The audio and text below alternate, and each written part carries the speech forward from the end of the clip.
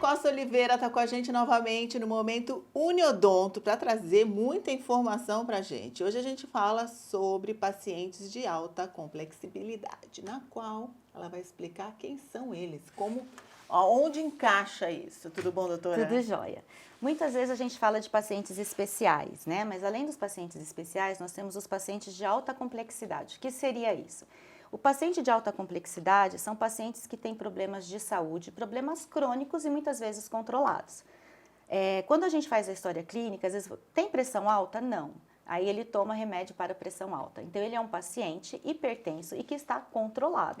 Mas ele é um paciente de alta complexidade porque isso vai demandar no cuidado que eu vou ter com esse paciente. Se ele é um paciente hipertenso controlado, se ele está tomando os medicamentos ou não.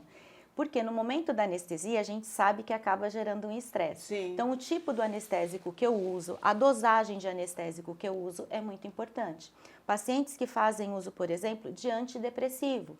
É um paciente também que é uma certa complexidade. Por quê? Sim, porque é um medicamento que ele atua no sistema nervoso central, para tentar manter, né, o ânimo da pessoa, para tirar desse estado de depressão. Isso demanda numa salivação menor, então ele tem a boca mais seca, então eu tenho que saber como tratar esse paciente para ele não ter, por exemplo, uma sensibilidade maior após o tratamento. Pacientes, por exemplo, que têm convulsão, também são pacientes que eu tenho que tomar cuidado até com o foco da cadeira, porque a luz, às vezes, acaba sendo um estímulo e pode desencadear um foco dele ali de convulsão. Pacientes diabéticos, se eu vou fazer uma limpeza, eu tenho que saber como que está o hemograma desse paciente. Pelo sangramento, porque é maior o risco de infecção. Paciente, por exemplo, que tem marca-passo, ele vai fazer uma simples limpeza no consultório. Eu vou estar mexendo ali com placa bacteriana, né, que está ao redor do dente e tártaro.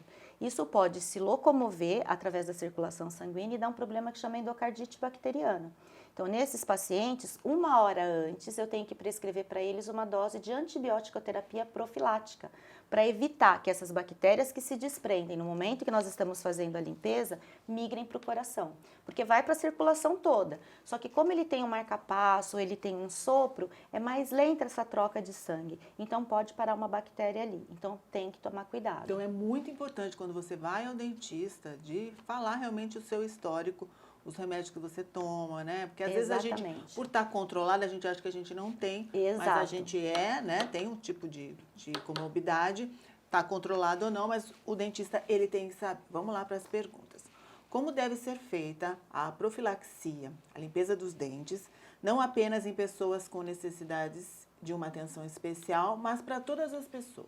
Isso. Porque todo mundo acha que sabe escovar o dente, todo mundo né? acha que sabe escovar. É só fazer assim, enxaguar, e não é assim. Não é só assim. E aí também as pessoas falam assim, mas como que eu tenho tártaro, se eu passo fio dental, se eu uso a escova? É que eu falo geralmente que é um tripé. A gente tem que ter a técnica adequada, na frequência adequada e com o instrumental adequado. Sim. Então, tem algumas escovas que são padrões, que a gente pode indicar para um paciente de modo geral, mas tem especificidades. O meu dente não é igual ao seu, não é igual ao do outro, então o cirurgião dentista, ele vai saber indicar para você qual é a escova ideal. Nossa, porque hoje, né, eu falo isso porque ontem eu fui comprar uma, né? Tem tantos modelos, tamanhos e marcas e cores e tudo que é coisa, que, juro, eu fiquei ali olhando, eu falava, eu não sei se eu escolho por cor, por preço, por tamanho. Exato. A gente não sabe como escolher, né? E, por exemplo, pacientes oncológicos, né? Pacientes que estão em tratamento de quimioterapia, precisam de uma escova especial, porque eles têm a mucosa da boca muito mais sensível. Então, são pacientes, por exemplo, que eu trabalho com laser terapia, que nós até indicamos fazer a laser terapia enquanto faz a quimioterapia, para evitar esses problemas bucais. Então, são pacientes de alta complexidade. Pacientes, por exemplo, que fizeram transplante de medula. São pacientes que fazem tratamento quimioterápico até 6 meses após o transplante. Aí ele vai para fazer uma limpeza. Eu tenho que tomar cuidado, eu tenho que ver se ele está na cobertura ou não do antibiótico.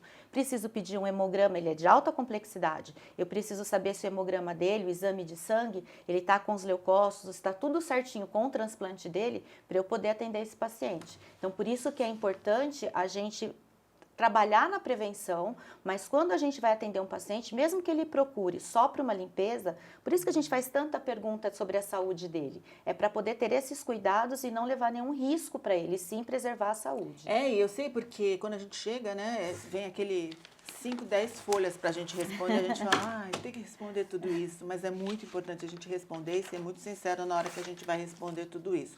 Bom, em relação à escovação, tem alguma técnica que você quer ensinar? Alguma dica para o pessoal de casa? A principal dica, tá? De um modo geral, as escovas, que nem você falou, tem aquele monte de escova. Uma regra básica. A escova, quanto mais simples, assim, em forma, que não tenha muita rugosidade, não tenha muito silicone, que é onde vai reter bactérias ou reter umidade que pode gerar fungo, melhor.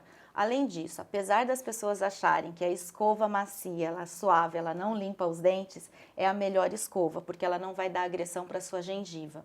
Então, a escova, quanto mais suave, melhor. Escovas de cerdas médias e duras, elas provocam microlesões na gengiva e isso pode levar a uma inflamação. E tudo aquilo que nos causa agressão, a gente sempre afasta, né? Se você tem uma chama de fogo, você afasta. Algo quente, você afasta. Algo duro e que espeta a sua gengiva, automaticamente você afasta. Aí você não vai fazer a limpeza correta. E o uso do fio dental, que dá trabalho, às vezes dá uma preguicinha, mas precisa usar diariamente, sobretudo à noite, antes de dormir, é o melhor horário para estar usando o fio dental. Tem uma pergunta aqui para a gente terminar. O que é paciente de alta complexidade? É importante. Aí essa gente já acabou respondendo na primeira. Mas eu achei que foi assim, a gente deu para entender bem realmente a necessidade de você estar fazendo uma limpeza, uma profilaxia. Ela é quantas vezes? 2 por ano? Pelo menos a gente pede 2 vezes ao ano, né? Depende. Se é um paciente que tem problema periodontal, aí ele tem que ir cada 3 ou 4 meses. Mas pelo menos 2 vezes ao ano é bom ir ao dentista. Como se fosse o seu exame de rotina médico, você faz o odontológico. Eu falo, porque os dentes, além de ter a estética, né? Ele tem uma funcionalidade maravilhosa. Se a gente não mastiga direito, a gente não consegue absorver melhor os nutrientes e causar outros problemas. Enfim, tá vendo só que delícia, gente, esse bate-papo com a Andréa, que hoje falou sobre complexibilidade e trouxe muita informação bacana pra gente. Então, você pode encontrar ela aí, entre outros profissionais, na Uniodonto, onde oferece aí vários tratamentos diferenciados, os melhores para nós aqui de Piracicaba. Doutora, foi um prazer. Prazer Espero foi meu. tê-la de novo. Obrigada.